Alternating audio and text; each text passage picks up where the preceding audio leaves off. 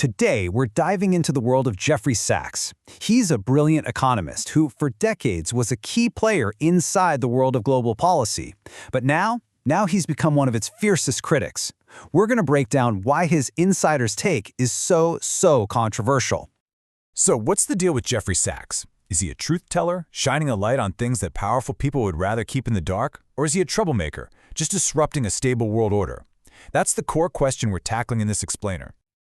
To really get a handle on his critiques, you've got to understand where he's coming from. This isn't just some academic pontificating from the sidelines. This is the perspective of someone who has been right in the thick of it, at the very center of global power. I mean, just look at this journey. It's fascinating. He started out back in the 80s as this go-to economic advisor, helping countries in crisis from Latin America to Eastern Europe.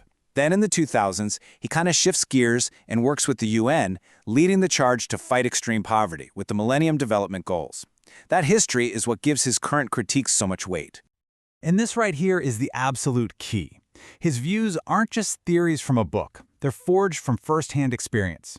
He has literally been in the rooms where the biggest decisions are made, talking with presidents, prime ministers, and top UN officials.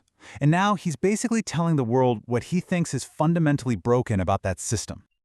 All right, so let's get into what's probably his most controversial argument, the one that's been discussed everywhere, his take on the war in Ukraine.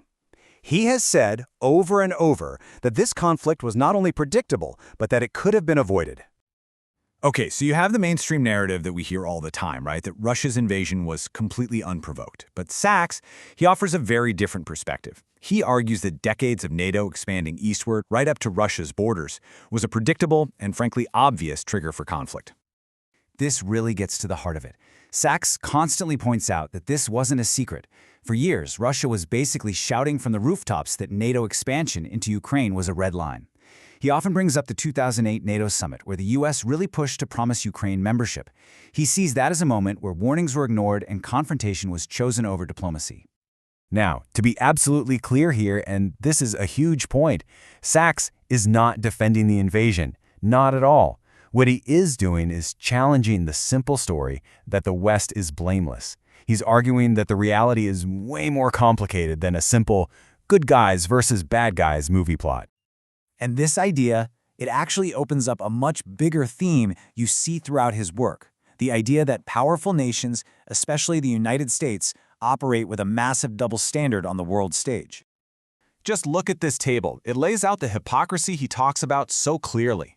The West's response to Russia's invasion was immediate and severe, with heavy sanctions and wall-to-wall condemnation. But Sachs asks, why don't we see that same response for other conflicts, like the war in Yemen or operations in Gaza? He points to the huge difference in media coverage, diplomatic language, and of course, economic consequences. The implication of this is pretty massive. Sachs is essentially saying that this selective outrage completely undermines the whole idea of a rules-based international order. Because if the rules only apply to your adversaries but not to you or your friends, well, then it's not really about rules, is it? It's just power politics dressed up to look principled. This critique of global power connects directly back to his life's work on fighting poverty and climate change. For Sachs, you can't separate these issues. It's all one big conversation about our deeply misplaced priorities as a planet. I mean, this chart says it all, doesn't it? The world spends literally trillions of dollars on military budgets. And yet, Sachs has argued for years that we could solve some of humanity's worst problems, extreme poverty, a lack of clean water, basic education, for just a tiny fraction of that cost. The contrast is just staggering. And that brings us to the core, gut-punch question of his work. How is it that we always seem to find the money for war, but when it comes to funding basic human needs, suddenly the cupboards are bare? It's a fundamental challenge to how we think about what's important.